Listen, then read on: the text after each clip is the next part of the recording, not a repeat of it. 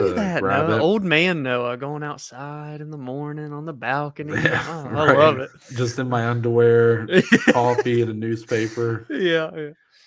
Hi, Bill. Wonderful weather we're having. It, yes, I love it. Yeah, like a little, I want a robe, like like they wear it to Oh, like. That's what I want, Dom. I want a robe, and I want to be able to get the newspaper in the morning. Just walk outside, grab the newspaper, sit on your porch, and then balcony. likely see something like see a car drive too fast down the street. Be Hmm. like, I want something to bitch about to my wife. Yeah. I want to be able to go inside and be like, "Did you see that hooligan from East Side who was driving 40 miles per hour down this street? Doesn't he know it's a residential, buddy?" Or I want to see like dog shit like in my yard and just be like, "Oh, I can't have this. We have to Yeah. take this to the neighborhood watch. Let them know. Yeah. Be on the Whose lookout." dog? Yeah. Yeah. Yeah. Welcome back, everybody, to the Below Average Joe's MMA show recap edition. I am joined, as always, by Dominic Salee. My name is Noah Baker. We are here to talk about UFC Vegas. What was that number, Dom? 74. Okay. Are you sure? Yes. Don't make me Okay. second guess myself. I'll freak out. No, I'm just kidding. I'm just kidding. Not that I would know, but I assume you're right. So that's what we're here to recap today. Amir Albazi ultimately takes a split decision victory over Kai Kara France. We will talk about that fight. We will talk about that decision, some judging in that decision, Dominic, that's been making the headlines on Twitter and everywhere else. Dominic, it is truly beautiful outside. I stepped out for just a second and there was just a beautiful breeze going with the heat. You know, this area, Dominic, that I'm in, Hmm. known for their wind, known for their flatlands, people. Yes. Yes. But sometimes if it hits it right, it's the best weather you can get, like in the summer. Like if that breeze hits just right and the heat's not super hot, Hmm. it's like a perfect blend. What are you getting down south, Dom? Tell me you're getting a little bit similar. Yes, very much of the same down here, Noah. It's beautiful. It's going to be a beautiful, just this entire week is kind of back down to the high 70s, low 80s. Ooh, it's just so beautiful. There's not a lot Mm. of humidity. I know the BFB boys are going to be out and about this week on some courses. I sure hope so, anyways. You're getting prepped to get to Florida. So, more beautiful weather and beaches. I mean, this is just, let's just say we're thriving right now as we head into the early summer days. And it's also beautiful, Noah. Let's ride. Yeah, we're in our vacation era right now Mm-hmm. or gone fishing era maybe or something like that. Like still doing the pod, still doing the show, but we're on the move. Mm-hmm. You can't nail us down. We're not as soon as we're there one day, we're gone the next. We're somewhere else. Mm-hmm. But yeah, good weather, good times, good vibes, good people, good fights. Yeah, pretty. Yeah, I'd Let me say. just let me just say I shouldn't have said that because there's always some okay fights, but was it just me, Dom, or did this card feel like so long? Yeah, very. I said And that this but morning. it didn't feel like I don't think it was any longer than some that we get. Yeah. But I don't know. It was like when we were like halfway through the main card, I was like, my God, it's this card felt like it's gone on forever, which is not a great sign that you have a very good fight night on your hands if you're Mm-hmm. checking the clock, zoning out a little bit. Um, it did kind of pull me back in towards the end, but ultimately, like, yeah, not a great fight night overall. So sorry, Dominic, that I started by saying good fights and got you on my side, and then I kind of jumped off that train. But your thoughts on UFC Vegas? I think you said 74. Four. Yeah. Um, to give me your thoughts just on the card as a whole. Now that I've kind of had you suckered you into an opinion, and now I've jumped ship. Like overall, though, were you kind of like walk away pleased with what you got from the card top to bottom, or were you sort of like, oh man, like we had a week off, like were you hoping for a little bit more in your first card back? Yeah, see, after a week off, we definitely could have had more for sure. And you're right. Like the main card started at 9. It was on ESPN, the network, so big boy television. Mm-hmm. And all of a sudden, I'm looking at the clock at the end of the main event, and it's like 12:30. I'm like, holy shit! Are we watching a pay per view? I mean, we started an hour before, and we're ending when some of these pay per views end. It was kind of strange. Like they were, JP said this morning, it felt like they were kind of trying to stretch it out and like just meet their time standard on like ESPN. So they were doing commercials Well, and yeah. like buying more time. But like, I don't know. There were some good fights for sure, but all in all, not the greatest fight night. I mean, there was literally kind of a whatever like decision fight. Then there was a good finish. Then there was a whatever decision fight. Then there was a good finish. And it was like copy and paste that throughout the card. So, it was all right. It was good to see the flyweights, I think, get their shine, which we're going to obviously get into to start the show here. But yeah, all in all, like if I were to grade it out of 10, I give it like a 4.9 probably. Okay. Yeah, that's a fair score. Hmm. Didn't go for the rookie score, Yeah, I mean, the it. same Yeah. pizza, but Yeah. I'm all about that.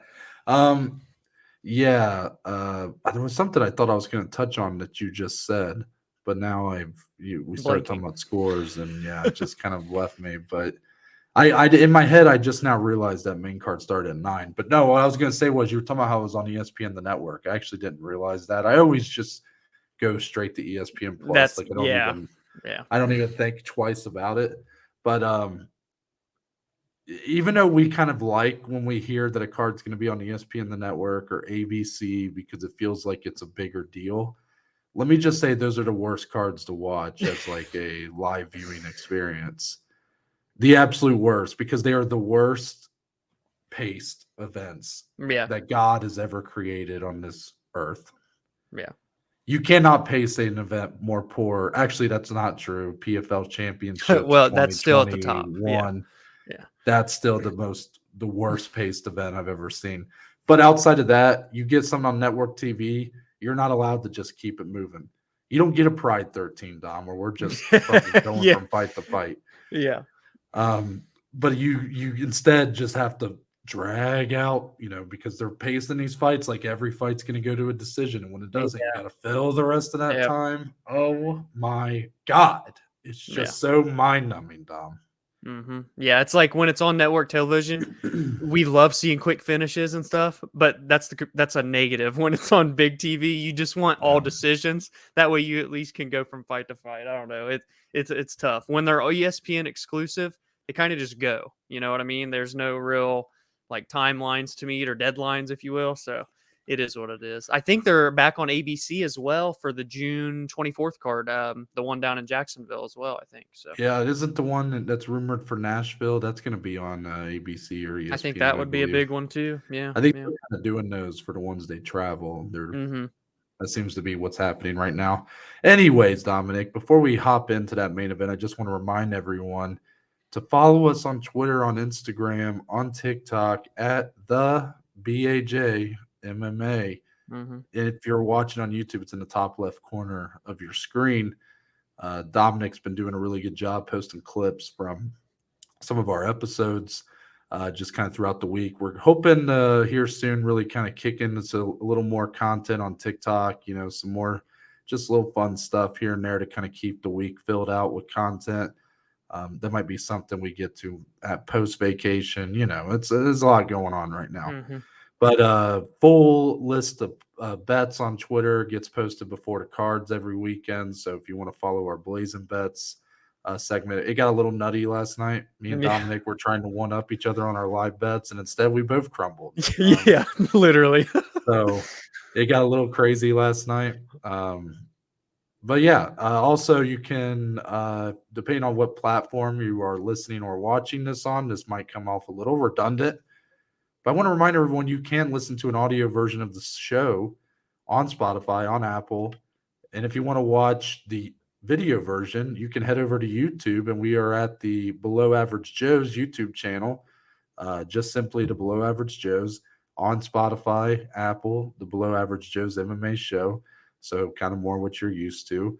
Also on YouTube, you can subscribe to Battling for Bogey, where Dominic, JP, Branson, occasionally Branson needs to step his game up, by the way. It's Yeah, not I been agree. showing up, but the BFB boys, they just show you shitty golf. No, I'm just Mm, kidding. They have a lot of fun, a lot of comedy ensues. They are not known for their golf prowess, but they have a good time regardless. And I think yeah. a lot of people can relate to that. So make sure to subscribe to them, check them out. And yeah, Dominic, I think we head straight into that main event where Amir Albazi gets the biggest win of his MMA career. He defeats Kai France, the former title challenger, via split decision. This fight went the entire 5 rounds, obviously, which I think surprised me and Dom.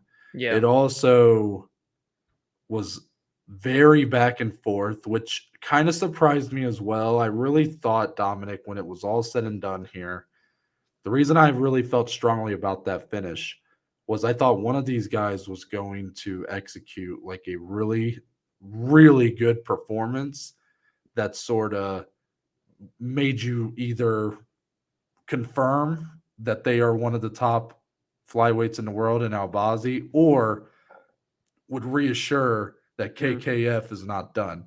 I really right. thought we'd get something like that where one of these guys was going to put on that kind of performance. Instead, we had them both kind of do it at points in this fight. Mm-hmm. The momentum swing here from beginning to end was pretty drastic. Amir Albazi getting the better of the early rounds, it felt like, even though there were some close ones. Round one, extremely close. Yep. Round three, I still felt like it was Albazi's best round, even though at the very end of it, all of a sudden KKF kind of unloaded on him. Then you get into rounds 4 and 5. All of a sudden, KKF really steps on the gas and Yeah. had some really good rounds. Round 5, he looked fantastic. So you kind of are left here, Dominic, with this decision that feels weird. The majority of the opinion I've been seeing scored this fight for KKF. I'm seeing the cries of robbery. We're not going to focus too much on that because we do that every week, Dominic. But Yeah. I will ask you your opinion on the decision, on the fight itself. Ultimately, did the flyweights deliver in the main event spot? How did you score it? I really enjoyed this fight. I felt it was just a high level display of skills, to be honest, and I think it did enough to solidify more flyweight main events. It's kind of ridiculous that there aren't more of those. This was a really competitive, back and forth fight, and I think that's what you want to see between a number 3 and a number 7 guy vying for a title shot essentially. So I enjoyed the fight. Very close fight. I could have seen it either way. Robbery. Oh, people just cry robbery every time there's a close fight. This ain't Don't a even robbery. focus on it. Don't even focus I on it. Don't know, even give but it's them. just Don't it's even give just it credit. ridiculous. This was not a robbery. This was a very razor thin fight. Now for me, and I'm looking at the scorecard so I can remember what I did. Round 1 was the hardest round for me personally. I remember like, oh boy, Albazi looked good early. KKF came on strong toward the end of the round. I felt like that was the toss up round. Anybody could have won round 1. 2, 3. I felt pretty confident that Albazi won, albeit still competitive. Albazi 2, 3. Kaikara France 4, 5. So round 1 was the one for me. Whoever wins that round wins the fight. 3-2 either way is what I felt strongly in. So when they said Albazi via split, wasn't surprised at all. Could have went either way. I know a lot of people are focusing on that round 4 specific scorecard from Chris Lee. Mm-hmm. That's where there's a big Yep. kind of murmur going on in the community, and I agree. That's pretty bad, pretty horrendous scorecard. Because if you look at these scorecards, they differed on round 1. All of them it was different. Round 4, 2 people scored for Kai, and then Chris Lee gives round 4 for Albazi. So that's where Yeah, the and to problem add lies. context to that, apparently Hmm. the strikes landed in round 4, 23-5 in favor of KKF. The only takedown landed in the round, also on behalf of KKF. So, Yes, precisely. So it's a bit ridiculous there, that round in specific being scored for Albazi on the Chris Lee scorecard. So I could see why people are like calling robbery due to that specific thing. But all in all, great fight. I really enjoyed it. I thought Albazi, again, this was a huge step up. We talked about it Friday. He was 4-0 in the UFC, was steamrolling people. this was a humongous jump to number 3. And I felt that he kind of did a rise to the occasion. It was not an easy fight. He looked well. He even weathered adversity. KKF, we said on Friday, a loss here doesn't really do nothing too bad for you, especially when it was this close and you did all the good things that he did. So, all in all, I enjoyed this. The winner is the winner. It is what it is. And Noah, rebound off me. What'd you think? I know you had Albazi, of course, from a betting perspective, but even that aside, this fight, this scoring, what'd you think? What was your score as well? Yeah, I mean, my score you can't really put too much on just because I did have a betting bias. I had a lot riding on Albazi here. I scored it for him ultimately, but like that round one, of course, I'm going to go his way if it comes down to it. Just Right. because, again, I'm thinking about this from like I want to win my bet, so it's Yeah. like, okay, I think he won that round. Yeah. Round 3, I was like, oh, KKF didn't do enough to steal that round. So ultimately, I came to the conclusion Albazi had won, but I knew I was definitely not feeling safe going into those Yeah. scorecards. Like I thought could have went either way. And of course, I'm reading Twitter before the judges' scorecards got announced. Everybody was saying KKF won. So it's this is the problem though, Dominic, is that we can sit here and say, oh, people shouldn't be calling this a robbery and kind of getting on people for always doing that. And I do agree, like the word robbery just gets thrown around way too much. Like there's very rare times that a robbery Yeah. truly exists. There is a reason that you do not let it go to the judges because you just don't know who's going to emphasize what. It's a completely different viewing experience from the judge's perspective than what we get at home. You see examples like Dominic when Aljamain Sterling beat Henry Cejudo. It seemed like everybody at home watching it sort of, or the majority seemed to be like, yeah, Aljamain won that fight. Apparently, if you were in Newark, New Jersey watching that in the arena, most of the people thought Henry Cejudo won. Mm. So that's why there was some boos afterwards at Aljo. So you see what I mean? It's just a different viewing experience. So I'm not saying they have an easy job. The problem is you cannot defend Chris Lee's scorecard here. Yep. The round 4 for him scoring at 4 Albazi is just trash. And it is Yeah. just another example of a absolute trash just job from Chris Lee. This goes all the way back, Dom, like for terms of the podcast, when we talked about him scoring the Paul Felder RDA fight for Paul Felder. Yeah. Yeah. Like, Holy shit. I mean, don't get me wrong. I know I benefited from this, but this happens sometimes where like I see people calling robbery and I'm like kind of rolling my eyes at it. I'm like, God, everybody's just mad. People probably betting on KKF or they really like KKF, which I do too, Yep. thinking he should have got the win. But then you see those scorecards get posted and you go, oh fuck. Like none of those guys had it the way I scored it. Yeah. I'm like, no, you cannot score round 4 for Albazi. You just Yeah. can't. You Yeah. have to be better than that. You have to, if you are going to be judging main event level fights in the UFC, which is the premier MMA Yes. promotion in the sport. We cannot be accepting less than that. So unfortunately, that has put this black cloud over this fight, which seems to happen with Yeah. big fights all the time.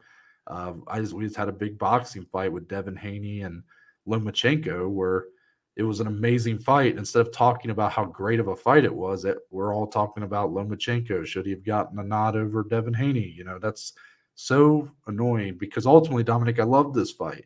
Thought it Yeah. was great. Thought Yeah. it was just a great display of skill from both Yes. guys.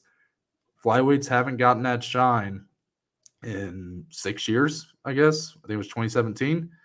And then you get Albazi, who wanted to prove himself, KKF wanting to hold his ground and show that he is still a guy that can be a champion.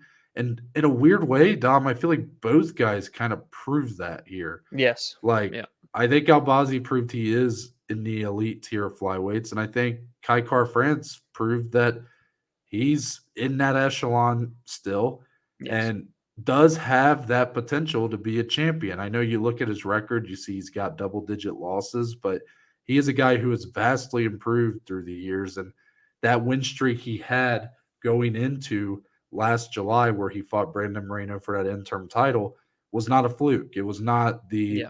product of favorable matchmaking with like Cody Garbrandt, who was kind of shock worn going down in weight. Like that at the end of the day, he disposed of him quickly. He did what he was supposed to do against the guys that he should have beat. Here, unfortunately, it doesn't go his way, but I don't believe this will be a major setback for him. And Dominic, I kind of want to transition this into another question about Albazi because he did get the win. It is under this controversial fashion, Right. which is obviously should not be a knock on him. He's just doing his job and got his hand raised. Like people shouldn't be like necessarily getting mad at him for this. I feel like that kind of there's a weird line that people Yeah. cross when these decisions happen. What do you want to see from Albazi next? Because this feels like the kind of fight where if Albazi had done enough, you could have at least had the discussion of should him or Brandon Royval be getting that next title fight following Moreno and Pantoja in July. Right. Now that the fight took place, it was it was a very close fight, a very disputed decision. Do you believe Albazi needs another one to be in that discussion for a title fight? Yeah, I think to like get that title fight, there's one more for sure. And it's kind of just like a matter of who can it be though, because I look at Royval. I mean, one, he's came off 2 straight very good finishes, 3 straight total wins, all against ranked competition. When you finish a guy in Matheus Nicolau that was on a tear himself, that holds a lot more weight than a very razor thin, I think, win over Kai, which was your first kind of test in ranked waters ever. So I would say one more for Albazi, and then Brandon should be up next. Plus, when you look at Brandon also has the history with both Pantoja and Moreno. So there's a rematch there with either guy. Right. There's just more storylines as well. Raw Dog, the fan-friendly guy. I think he checks more boxes right now. He's going to be fresher, of course, as well. He's had more time off. So I think he should be next. Who could Albazi fight? I mean, I wouldn't mind. I got you the Sure. matchup right now. Yeah. Manel Kopp. Let's do Oh, it. yeah. Yeah, why not? I don't care about rankings. I'm done caring about rankings, Dom. Let's give the people what they want. Manel Kopp, that man's pissed. He can't off get a right fight, now. bro. Yeah. You got Davison leaving him high and dry. Wasn't he the one that lost or the fight got canceled with Alex Perez too? Yep. So that man can't get a fight, and we know that this dude he's about it, and he's ready to take that jump and at least try to prove that he's in that upper echelon as well. I think if Albazi is looking for another fight to put him in there, your only 2 options that, to me, that would feel kind of warranted right now is Kopp and Nicolau. And I think Nicolau should be the one to welcome back KKF whenever he comes back. That's the way I think you do it. Winners versus winners, losers versus losers. There you go. Problem solved. Point blank, period. I love it.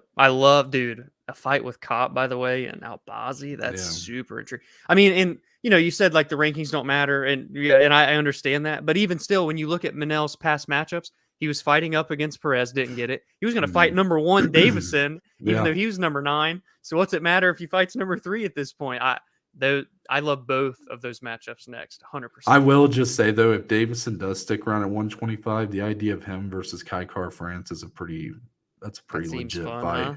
And that's a fight you definitely put in a fight night main event, right? Like you got to do it. For sure. Take that one on the road. Get out of the Apex for that one. That's a big one. Please. But I'm also kind of just hoping Davison just, goes up and wait. I think he's gonna, yeah. Let's talk about the rest of the UFC Vegas. What was that number again, Dominic? Remind me. 89. No, I'm just kidding. 74. Oh, 89. 74. Oh, wow. We just skipped ahead like a year. What you honestly could have told me any number, and I would have been like, yep. I think so. You might have to try that one of these days. But Dominic, I'm going to ask you point blank, just kind of as a whole. You look down the rest of this card. Give me your biggest standout of the night. Just your biggest one standout of the night. Well, I mean, come on, guys. I mean, let me get the age right here so I can intro him just perfectly. Here we go. 39 years old. Jim Miller's got them Francis Ngannou hands right now, baby. This is unbelievable. A10 Jim Miller keeps getting all the records. 25 wins in the UFC. He's now 2 ahead of second place. He's second all time in finishes, My man's got 42 fights in the UFC. He's won 4 of his last 5. Noah, every win that he's had since, let me keep going. Every win that he's had dating back to September 2018 has been by finish. And for those of you that don't know, old Jim Miller's been around for a while, and he was never known for power or big-time subs, getting finishes. He'd get them here and there, but he had a lot of really good fights, wars, decisions. Now, my man's don't give a damn. He's finishing all the young guns. He's finishing the old seasoned veterans. He's doing it all at the spring age of 39 years old. I know Jesse Butler came in on like a couple days' notice from a regional promotion. I understand that. But my goodness, at 39 to do a knockout in 23 seconds, you just don't see that very often. He is just such a amazing just career that we've had to follow here, and he is definitely going to get to that UFC 300-mile marker, Noah, and my God, he might make it to UFC 400. No, I'm just kidding. But I got to give it to Jim Miller. How can I not, Noah?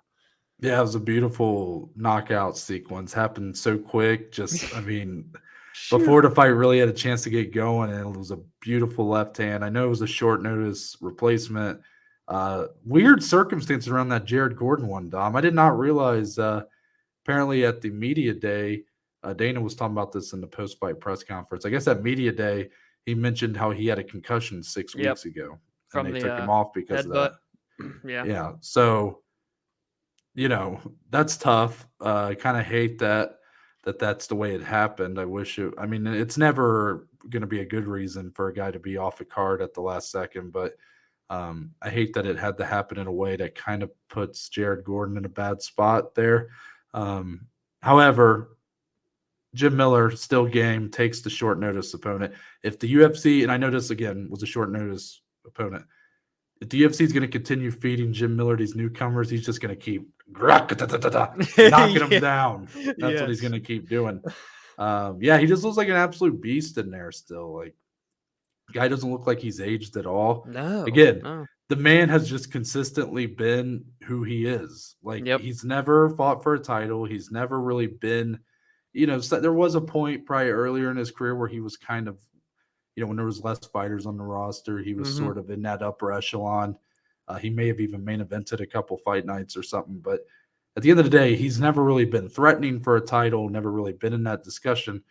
But he's just been this guy who's just kind of steadily held consistent through his whole career.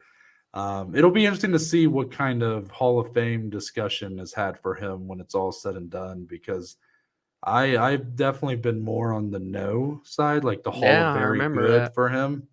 But it may be hard to deny once the accolades are all finalized and he's got the win record in the UFC and fought on 100, 200, 300. I mean, there's a lot of things kind of going in his favor there. And if Donald Cerrone gets a nod he's a first ballot Hall of Famer, maybe Jim Miller should. Like, it's definitely changing the tides in that discussion. For me, Dominic, I got to give Kyrgyzstan stand up because Muhammad Naimov gets that finish on short notice against Jamie Mullarkey. Mullarkey, the biggest favorite of the card, Dominic. Naimov, by the way, I believe more of a natural featherweight. He looked a little smaller in there. And comes up to lightweight to take on Jamie Mullarkey on short notice, that because of the obviously not making much of a cut there. And dropped the first round more than likely, but it was very competitive. And then he comes out in round 2 and gets the finish on Mullarkey, who's always been a tough guy to put away, always in wars and stuff.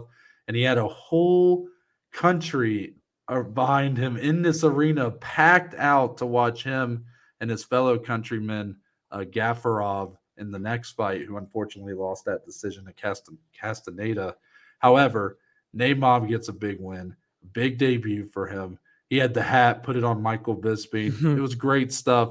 Kyrgyzstan, stand up. You got yourself a real player, I think. Very interesting debut. And for Jamie Mullarkey, man, the consistency just not this guy's friend. Just not his friend, because this guy looks so good at times. And then he comes in here and he just kind of drops an egg. And I know you get caught, things happen. Unfortunately, he kind of fainted the shoot and got Yeah. caught big time, and it was all said and done, Dominic. Yeah, man. I mean, what more can you say? I think it's cool. I didn't even realize that too, that he's more of a natural featherweight. So that's something to really look out for, I think, in the future for Naimov as well. But yeah, I mean, really, that's kind of the biggest takeaways. There's good performances throughout the card, but all in all, in terms of takeaways, I think those are the two main ones for me. Okay. I mean, Caceres Pineda, Dom. I mean, we can't skip Fight of over the that, night. right? I mean, you can't just be trying to move along without talking about Caceres Pineda. I mean, this was a fight. Is How that did the it way go to the distance, Noah? yeah, is that the way to How? put it? This was a fight. I mean, I was in shambles watching this. I don't know, Dom. I don't know what happened here. This was a really fun fight to watch. It was wild. It Mm. got a little sloppy in round 3. Pineda got hurt to the body really bad, and Caceres didn't seem to really step on the gas. And then Pineda just seemed to kind of fight it out, just grit, man. I mean, there was times where he was taking deep breaths. Like you looked like he was literally like taking a break. Like he would just stop and kind of take a big deep breath. I couldn't believe that it got past the 2.5 minute mark around 3, which is what I was looking for. And then I definitely couldn't believe Dom's inside the distance couldn't hit. I even Dude, said I thought Dominic for sure was gonna hit. I thought it was gonna I hit in thought I that was getting later the half of gap. round 3, Yep. and I was gonna be so mad because I even said I was getting greedy on it, but it didn't happen. At that point, I was rooting for it to go to distance. I was like, Dominic cannot possibly be taking this from me, not Yeah. again. But it was a great fight. Um, a Pineda fight going the distance, doesn't happen much. So that's the kind of night we were just having. It's just one of those nights where it wasn't in our favor on the betting side. Yeah, and Noah, what do we make here now of Alex Caceres? I know we talked about the weird kind, not weird, but just it's a very different type of career for him. He's won 7 out of 8 fights. The only Mm. loss was a decision loss to Sadiq Youssef. He's number 15. Let's allow him to fight up someone in the rankings just to see what the man can do, right? I mean, please, let's do it Eh, for him. I mean, I'm fine with that. Like he's earned it. Uh, but I'm probably not going to be like doing what you like. I'm probably not going to be like um I'm not going to be fighting for him or fighting a good fight to get him that opportunity because Dominic, I just don't really see him being much more than what he is currently. Yeah. I fully support him to get it. I mean, he's won these fights, he's earned it. But if Sadiq Youssef beat you, I mean, Sadiq Youssef beat him pretty easily, and Sadiq Youssef's good, but I wouldn't call Sadiq Youssef like he's not in the top 10 necessarily. Mm-hmm. Um, I don't know what matchup ahead of him right now would be favorable for him or would be a fight that I would favor him to have much of a chance in winning. So there might be some he may surprise me. He's already surprised me by getting to this point. So I'm all for it at the end of the day. Why not? Give me But him you and seem Edson. but you seem to have you want to fight the good fight here for him. Yeah, man. I mean, shit. What more's a guy got to do? UFC. Let's quit making him fight people behind him and Edson Barboza. 2 veterans, 15 Oh versus my 14. Let's do it. Why not? Fuck it. you sure you want that? Sure, of course. He's proved me Okay. wrong enough. If he would have beat Edson, that'd be pretty crazy, Yeah, but I it'd mean be a fun fight. Edson's definitely like slowing down a little bit. That's an interesting one. Yeah. Anything else on this card? I will say Karine Silva, great win for Oh her. boy. Very Oh. nasty win. I feel for Ketlen Souza, but Mm, Karine Silva is someone I'm another prospect in this women's flyweight division, yeah. Dominic. We're Yeah. just gonna keep yelling from the rooftops about the women's flyweights, and hopefully eventually somebody hears us. It is the premier division in women's MMA right now.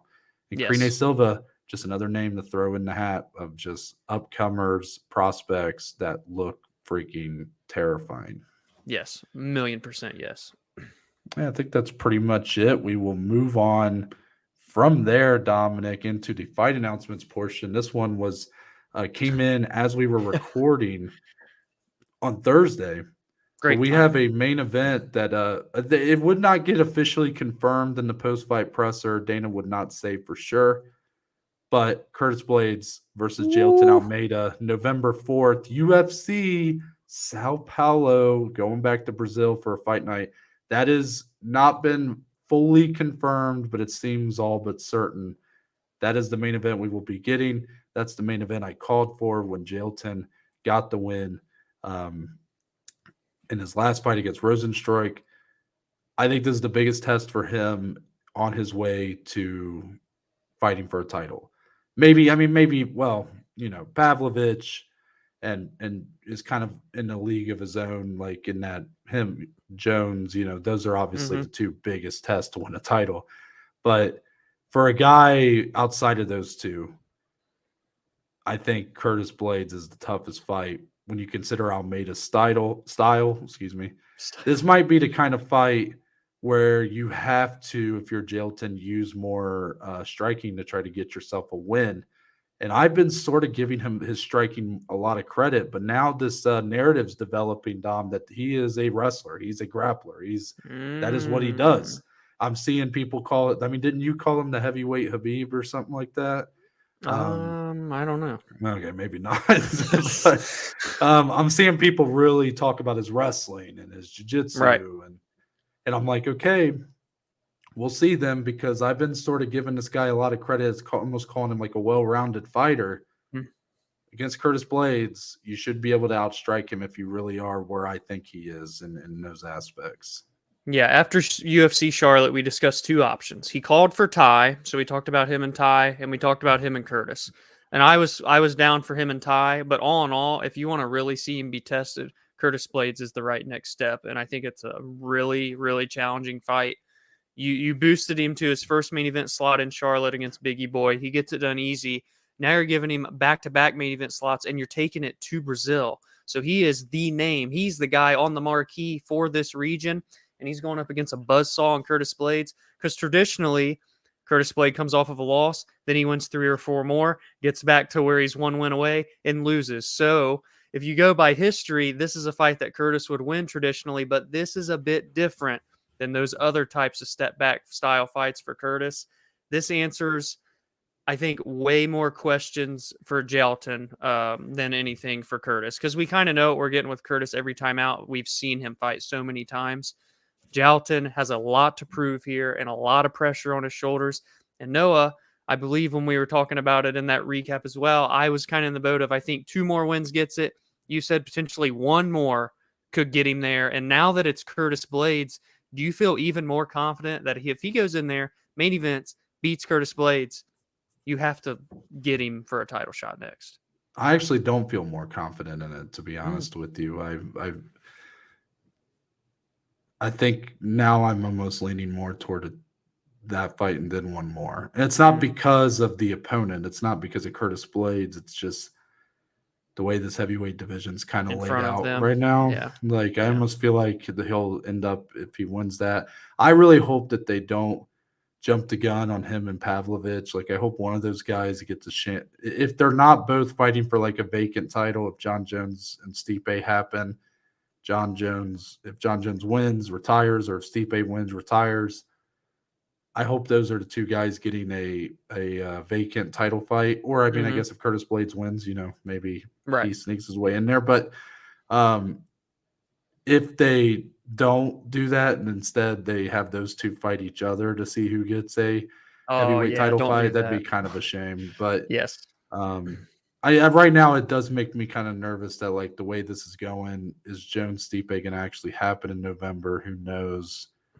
If it doesn't happen, it actually makes me more confident that we may Get see that. him fight if he were to beat Blaydes, and his next fight would be for a title. But yeah, it does not make me more confident. I'll put it that way. Okay. Okay. Cool.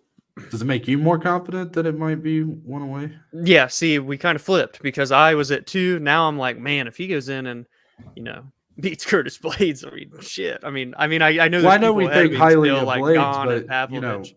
as Blaydes, if he continues to lose to some of these guys in the UFC, the value of beating him in our eyes doesn't drop.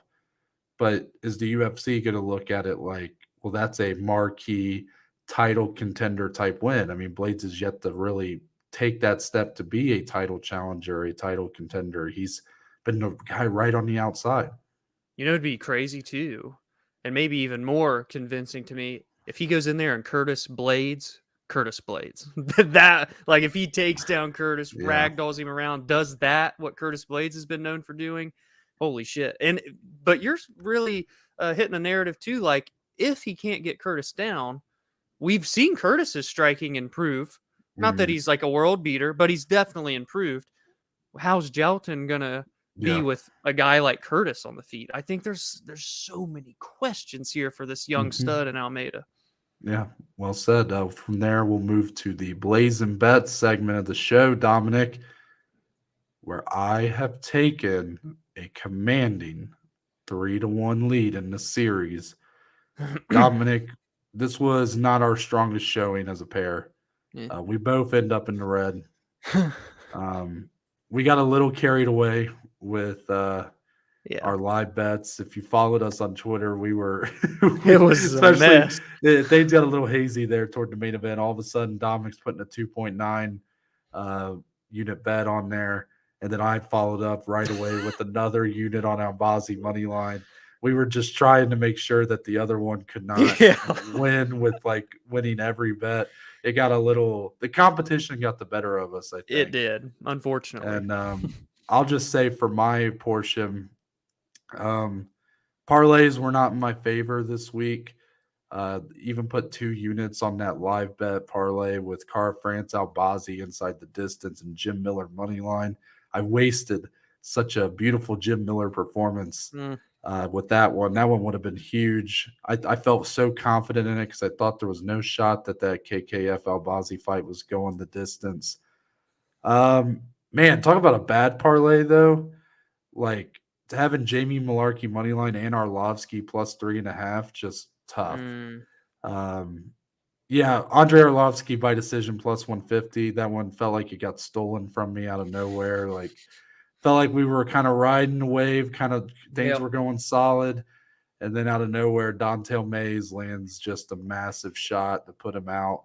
Um, I am okay if Arlovsky is winding it down here. I'm Mm, kind of I'm accepting that I think it's about time to hang him up because did you kind of notice, Dom, when the commentary was talking about him, they go, they say power is the last thing to go.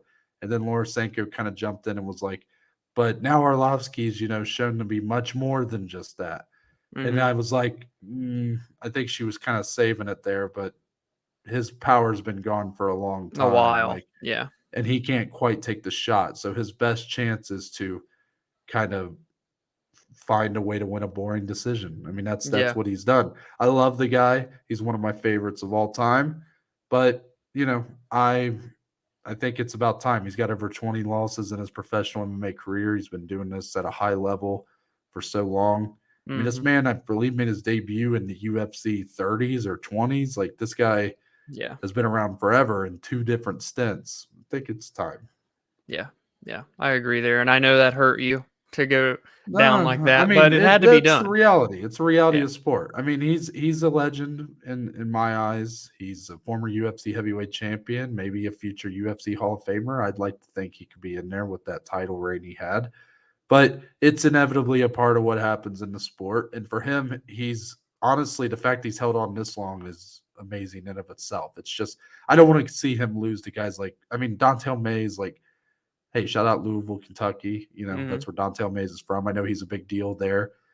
If you're losing to Dontel Mays, like, and you're a guy who's been he's usually used to just a few years ago, he would win these kind of fights pretty Right. easily. I just think it's time. Well, Noah, here's the question for you from the terms of bets. Hmm. If Andre gets another fight, will Andre Arlovsky by decision still make an appearance in the bet slip? Or do you have to Depends sleep on on, that I one? mean, depends on who it is, but it'd be hard to convince me that that's a good bet to place. I mean, do I do it for the bit again? Maybe. But I mean, if he's taking on like fucking, I don't know, like if he's taking on somebody who's like looked at as like, those guys who he's lost to before where they're kind of prospects on the rise, hell no, I ain't Yeah. taking Arlovsky by decision. Yeah. But if he gets a fight with another guy like these guys, these unremarkable heavyweights he's been fighting for years now. Will I take a stab at it? I'd probably be more likely if he's an underdog to do like Mm-hmm. the spread thing on like a parlay. I don't mind doing that. It's just he can't quite take the punches like he used to. Really, he's never been a guy known for his chin, if we're being Yeah. honest. But Yeah. yeah, I mean it's a shame, but it is what it is. Like we already said, Caceres, Pineda going not Don't know. getting a finish there. I Yeah. don't know what happened. I thought Caceres could have got that finish in round 3 if he really pushed for it. But I mean, he was definitely being respectful of Pineda, who was dangerous. Pineda had on 2 different submissions that looked like he could have finished the fight, the armbar, and then the Kimura he had too, Dom. Just real nasty stuff. But credit to Caceres being able to fight out of it. Yeah, besides that, nothing too crazy. Shout out Tim Elliott. I know he was going through a lot. Had to dig deep for a win. Didn't seem all that pleased with his performance, but I thought that was classic Tim Elliott Yes. fashion, which I guess is kind of why he wasn't happy about it. But still a guy who's a tough out. And I think getting a win over Altamirano is pretty good. Altamirano is not a bad fighter, so definitely not a slight there on him. Yeah, Dominic, anything else you want to touch on for your side of things? Kids. Well, kids can't bet, but you get my point. Don't impulse bet. Regardless of if you're in a competition and trying to win a week, don't do it. It's not worth it. Just take your losses and move on to next week. 2.9 units on a plus 125, under 3.5 rounds in the main event, down the shitter, just like that. It's just no excuses for that. Trying to get greedy, and I paid for it as I deserve to. Gafurov, I took a stab on him at plus money, debuting on short notice against Castaneda. He put up a good fight, lots of nut shots in that one. I think I counted 3, but all in all, I felt like he looked, pretty good. And it was a pretty decent fight. He lost a close decision. Nothing you can do there. My parlay that I missed, Reed and Fry over 1.5 hit. Elliott Altamirano over 1.5 hit. I was super confident in those. Santos Munoz inside the distance. I really thought that was going to cash. I thought it was going to be more violent and more opportunities for finishes, and they didn't really present themselves. Daniel Santos Wasn't that the fight with the nut I shots? think that was the nut shot as I kept talking about it. Yeah, that was the nut shot fight. And I don't know. I thought Santos would look to capitalize more and try and finish. He didn't. Nothing there. He won the fight. Silva Souza inside the distance, minus 150 was pretty easy. I do regret I had in my cart, if you will, on I think it was Bet 365 at that point. I had a 2-unit play on Silva to win by finish, and I ended up chickening out and not doing it. Then she got a submission win in 1 minute and 40 seconds. So, I impulse bet and lose. I don't impulse bet and I win, but don't win. It's just everything's going great for me in betting this year. Caceres Pineda, no, already talked about. And then France Albazi, to add insult to injury, not only did the impulse under 3.5 not hit, inside the distance, which on Friday, I literally said, favorite bet of the week. So confident in this. Blah, blah, blah. Minus 115. It went the distance. There was never even an opportunity for a finish. Like, it was a great fight. I love the fight. But there was never even really any danger for a finish. It is what it is. It's nothing new. I've lost all year. I continue to lose.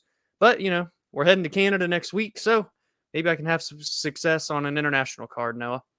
No danger for a finish, but dude, I mean, I thought that rear naked choke Albazi had in Yeah, I round 3. forget. That I was thought the that one chance. You're right. That was the one, and I was like, It in was my head, in. It was in. Yeah, I don't know how KKF got out of that, and then he ended up ending the round with like a barrage on Albazi. So yeah. Tough week for us, but ultimately, I come out on top. I'm happy, but I'm 3 not straight satisfied. weeks. Not happy, or I'm not satisfied, but I'm happy. Yeah. Because I will not quit until Dominic is in the ground, buried 6 feet deep. I can't even respond. Let's go to the one segment, the only segment we end the show on, a little segment we like to call closing statements. The point of the show where me and Dominic can talk about anything and everything, MMA related or not. So, Dominic, do you have anything for closing statements today to send us off into a great week? Yeah, I just want to give one quick shout out to Fernando Tatis Jr. of the San Diego Padres, because without him on Saturday night, I miss out on a very, very good parlay hit in the baseball world. I needed 4 runs scored in the Padres Cubs game. It was the bottom of the 8th inning. It was 3-0 Padres. They were the home team. So I had 4 outs essentially left to go. There were 2 outs in the bottom of the 8th when Tatis came up to bat, and then the 3 outs that the Cubs would have had in the top of the 9th. Otherwise, the parlay wouldn't hit.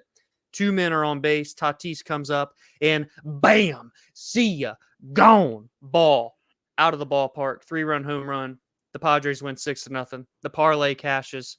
It made me feel better going to bed last night knowing that hit because of how bad the MMA betting went. If Tatis wouldn't have gotten that and I would have lost that bet by 1 run not being scored, your boy would be struggling to even show up for the recording today. So I'm feeling good, all things considered. Shout out to Tatis and the Padres. But Dom, you know how this goes. You got lucky that time, but with parlays, I don't know how big of a parlay this was, but you do the like 8 to 10, 12 They leg get big. parlays. Yeah. They always end with one thing. One leg doesn't hit Yes. every time. Yep. That's how it goes. It doesn't matter how big it is. You could do 25 legs. One of them, 24 will hit. 24 will hit. Not.